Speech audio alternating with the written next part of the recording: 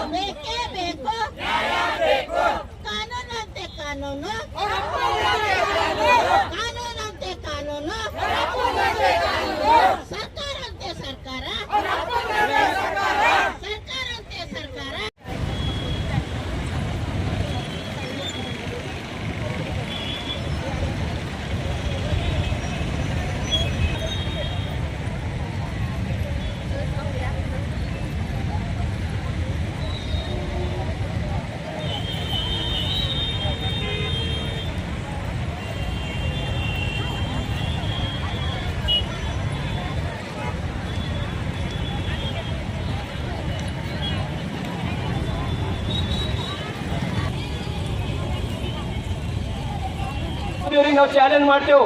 ಯಾಕಂದ್ರೆ ನೀನು ದೇಶದ ಆಸ್ತಿ ಏನದ, ನೆಹರು, ಜವಾಹರ್ಲಾಲ್ ನೆಹರು, ಪಂಡಿತ್ ಜವಾಹರ್ಲಾಲ್ ನೆಹರು ಅವರು ಮೊದಲನೇ ಪ್ರಧಾನಮಂತ್ರಿ. ಏನು ಇಂಡಸ್ಟ್ರಿಯಲ್ ಕೆಲವು ಸೆಕ್ಟರ್ ಏನು ಮಾಡಿದ್ರು, ಪಬ್ಲಿಕ್ ಸೆಕ್ಟರ್ಗಳು, ಆ ಪಬ್ಲಿಕ್ ಸೆಕ್ಟರನ್ನು ಇವತ್ತು ಖಾಸಗೀಕರಣ ಮಾಡತ್ತೀವಿ.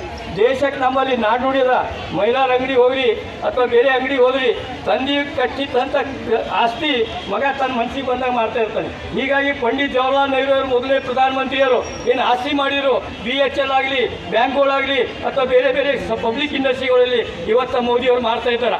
ಮೋದಿಯವರಿಗೆ ನಾವು ಕೇಳ್ತಾ ಇದ್ದೇವೆ, ನೀವು ದೇಶದ ಪಾಕಿಸ್ತಾನ ಹಿಂದೂಸ್ತಾನ ಬಗ್ಗೆ ಹೇಳ್ತಾ ಇರ್ತೀರಿ.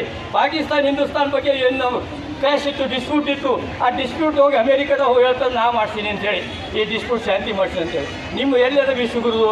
ಹೀಗಾಗಿ ದೇಶದ ಸಂವಿಧಾನ ಏನದ, ಈ ಸಂವಿಧಾನ ಬಾಬಾ ಸಾಹೇಬ್ ಅಂಬೇಡ್ಕರ್ ಇವತ್ತು ಸಂವಿಧಾನ ಕೊಟ್ಟ ಸಲುವಾಗಿ ನಾವಿಲ್ಲಿ ಮುಷ್ಕರ ಮಾಡತ್ತಿದ್ದೆವು.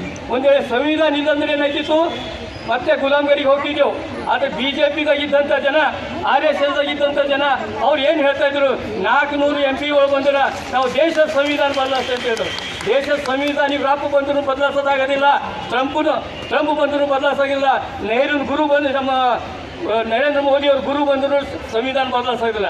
ಸಂವಿಧಾನ ಬಗ್ಗೆ ಈ RSSದವರು 1925ರಲ್ಲಿ ಏನು ಅವ್ರು ಸಂಘ ಮಾಡಿದ್ರು ನಮ್ಮ ದೇಶದ ಸಂವಿಧಾನಕ್ಕೆ ವಿರುದ್ಧ ಮಾಡಿದ್ದಾರೆ, ನಮ್ಮ ದೇಶದ ತಿರಂಗಕ್ಕೆ ವಿರುದ್ಧ ಮಾಡಿದ್ದಾರೆ. ನಮ್ಮ ದೇಶದಿದ್ದಂಥ ಸಾರ್ವಜನಿಕ ಜನರಿಗಿದ್ದಂಥ ಆಸ್ತಿ ತಮ್ಮದಿರಬೇಕು, ಕೆಲವು ಜನ ಕೈಯಾಗಿರ್ಬೇಕಂತೇಳಿ ಈ RSS ಹೇಳಿದರು.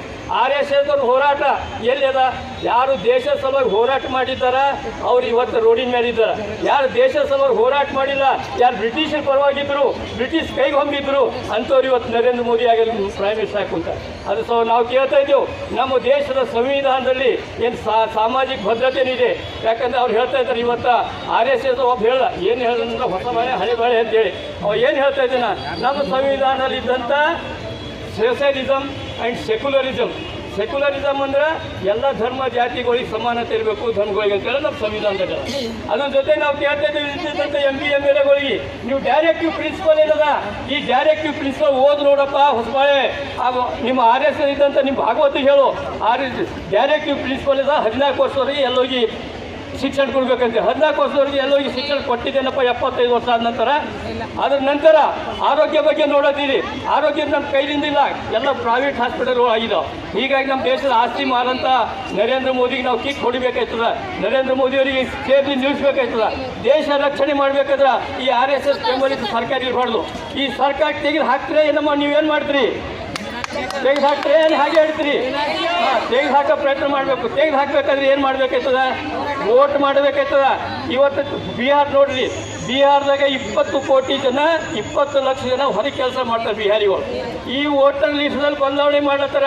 ಯಾಕೆ ಬದಲಾವಣೆ ಮಾಡತ್ತಾರ ಅಂದ್ರೆ ಮುಂದೆ ಅಧಿಕಾರ ನಾವು ಬರಬೇಕು, ನಾವು ಅಂದರೆ BJP ಅಧಿಕಾರಕ್ಕೆ ಬರ್ಬೇಕಂತೇಳಿ. ಮಹಾರಾಷ್ಟ್ರದಲ್ಲಿ ಕೂಡ ಅದೇ ರೀತಿ ಧೋಕಾ ಮಾಡಿ ಅಧಿಕಾರಕ್ಕೆ ಬಂದರು. ಈಗ ಕೂಡ ಅಧಿಕಾರ ಮಾಡೋ ಪ್ರಯತ್ನ ಮಾಡ್ತಾರೆ. ಸೋಷಿಯಲಿಸಮ್ ಎಂಬ ವರ್ಡು ನಮ್ಮ ದೇಶದಲ್ಲಿ ಸಾರ್ವಜನಿಕ ಎಲ್ಲರಿಗೂ ಗೊತ್ತಿದೆ. ಸೋಷಿಯಲಿಸಮ್ ಅಂದರೆ ನಮ್ಮ ಕುವೆಂಪು ಹೇಳಿದರು, ಸರ್ವರಿಗೆ ಸಮಪಾಲು ಸರ್ವರಿಗೆ ಸಮಪಾಲು ಅಂತ. ನಾವು ಸಮಪಾಲು ಕೇಳಕ್ಕೆ ಬಂದಿದ್ದೆವು. ಆ ಸಮಪಾಲು ಕೇಳೋ ಹೊತ್ತಿಗೆ ನಮ್ಗೆ ಎಷ್ಟು ಕೊಡತ್ತಾರ? ಅಂಗನವಾಡಿದ್ರಿಗೆ 15,000 ಒಳಗೆ, ಬಿಸಿ 12,000 ಒಳಗೆ. ಮತ್ತು ನಮ್ಮ ಆಶಾ ಕಾರ್ಯಕರ್ತರು ಇವರಿಗಂತೂ ಭಾಳಷ್ಟು ದೊಡ್ಡ ಪ್ರಮಾಣದಲ್ಲಿ ಅನ್ಯಾಯ ಅದ. ಹೀಗಾಗಿ ಬಿಸಿ ಊಟದವ್ರಿಗೆ ಹಾಗೆ ಅದ. ಸುಮಾರು 78 ಕೋಟಿ ನಾವು ಕಾರ್ಮಿಕರಿದ್ದೆವು. ಈ 78 ಕೋಟಿ ಕಾರ್ಮಿಕ ವರ್ಗ ಒಡೆ ಸಲುವಾಗಿ RSS ಅವರು BMS ಅಂತ ಮಾಡಿದ್ದಾರೆ. ಪ್ರತಿ ತಲೆ BMS ಅಂದರೆ ಅರ್ಥ ಏನು? ನಮ್ಮ ದೇಶನೇ ಗುಲಾಮ್ ಮಾಡಿರಿ ಅಂತೇಳಿ. ಯಾರು ಮನುಸ್ಮೃತಿ ಇರ್ತದ ಆ ಮನುಸ್ಮೃತಿ ತರಬೇಕಂತ ಜನ. ಹೀಗಾಗಿ ಇವತ್ತಿನ ನಮ್ಮ ಸಾರ್ವತ್ರಿಕ ಮುಷ್ಕರ 1991ರಿಂದ ಹೊಸ ಆರ್ಥಿಕ ನೀತಿ ಬಂತು. ಹೊಸ ಆರ್ಥಿಕ ನೀತಿ ಅಂದರೆ ಕಾರ್ಮಿಕರಿಗಾಗಿ ರೈತರಿಗಾಗಿ ಒಂದು ವಿಷದ ಗುಳಿಗೆ ಅದು. ಈ ಹೊಸ ಆರ್ಥಿಕ ನೀತಿ ತಂದಂಥ ಕಾಂಗ್ರೆಸ್ದವ್ರನ್ನು ತೆರಿಗೆ ಕೆಡ್ಸ್ಕೊಳ್ಳೋದಿಲ್ಲ ಅವರು. ಕಾಂಗ್ರೆಸ್ದವ್ರು ಹೇಳಬೇಕಲ್ರಿ, PV ನರಸಿಂಹ ತಪ್ಪು ಮಾಡ್ಯಾನ ಅಂತೇಳಿ ಇಲ್ಲಿವರೆಗೆ ಹೇಳಕ್ಕೆ ರೆಡಿ ಇಲ್ಲ. ರಾಹುಲ್ ಗಾಂಧಿ ಹೇಳ್ತಾ ಇದ್ದಾರೆ, ಏನು ರಾಜಕೀಯ ಏನು ಹೇಳಿದ್ರಮ್ಮ ರಾಹುಲ್ ಗಾಂಧಿಯವರು ಏನು ಹೇಳಿದ್ದಾರೆ? ಕಾಂಗ್ರೆಸ್ನಲ್ಲಿ BJP ಪರವಾಗಿ ಕೆಲಸ ಮಾಡೋಂಥ ಜನ ಕಾಂಗ್ರೆಸ್ದಲ್ಲ. ಮೊನ್ನೆ ಸ್ಟೇಟ್ಮೆಂಟ್ ನೋಡಿದ್ರೆ ಇಲ್ಲಿ ಬೀದರ್ ಕಾಂಗ್ರೆಸ್ ಪ್ರೆಸಿಡೆಂಟ್ ಬಗ್ಗೆ ಇಲ್ಲಿದ್ದಂಥ ಲೀಡರ್ಗಳು ಒಂದು ಮಾತಾಡಿದ್ದಾರೆ. ಅವ್ರು BSP ಆ್ಯಂಡ್ RSS ಸಂಬಂಧಿತರು. ಸುಮಾರು 10 ವರ್ಷದಿಂದ ನಾವು ಟೆನ್ ಮೇಲೆ ಕೂತ್ಕೊಂಡು ಕಾಂಗ್ರೆಸ್ ಪಾರ್ಟಿ ಬೀದರ್ ಪ್ರೆಸಿಡೆಂಟ್ ಇನ್ನು ಟೆನ್ ಮೇಲೆ ಕೂತ್ಕೊಂಡು ಓಡಾಡತ್ತೀವಿ. ಅದ್ರ ಸಹ ನಾವು ಹೇಳ್ತಿದ್ದೆವು ಕಾಂಗ್ರೆಸ್ವರಿಗೆ, ನೀವು ಎಚ್ಚರಾಗಲಿ. इंदिरा गांधी और प्राइम मिनिस्टर टीचर रुद्रमा बात कर रहा हूँ। हम मोदी साहब के इज्जत बहुत करते हैं, मगर हमारे को बहुत मोबाइल का काम बहुत कर रहे हैं और हम बच्चों को देखना नहीं हो रहा है। हमारे बच्चों के ऊपर पढ़ाने का नहीं हो रहा है। हम सुबह बैठ को मोबाइल में काम कर रहे हैं बहुत, और स्कूल में बहुत अच्छा पौष्टिक आहार नहीं है और अंडा भी अच्छा नहीं आ रहा है। और बच्चों को क्या खिलाना? हम बच्चे रहे तो हम हैं, हम रहे तो हमारे बच्चे हैं। और ये हमारा पगार तो बहुत कम है। हम काम करने के लिए रेडी है, मगर हमारा भी पेट भरना पड़ता है। हमारे भी सिंगल पेरेंट्स हैं, हमारे भी बच्चे हैं, हमारे बच्चों को भी स्कूल पढ़ाना है।